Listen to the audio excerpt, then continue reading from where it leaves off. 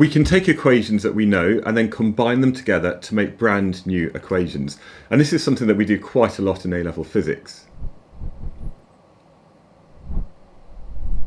So in this example, we've got a ball which is dropped at a certain height above the ground, and we want to know how quickly it actually collides with the ground. Now, the question does say about its gravitational potential and its kinetic energy, and although we could approach this using Suvat equations, we're going to be looking at conservation of energy. So let's write down what we currently know. We know that the potential energy is equal to mgh. So that's just a GCSE equation there.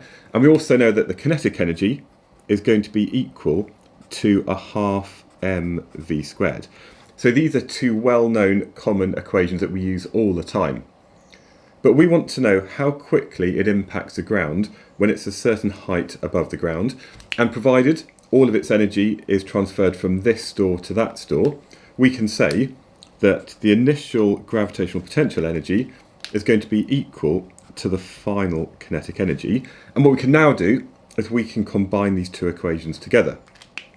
So it says that mg, and I'm going to use capital H to represent the height that it's dropped from, we can say that that's equal to a half mv squared. And now we've just got an equation where we can rearrange this to make v the subject.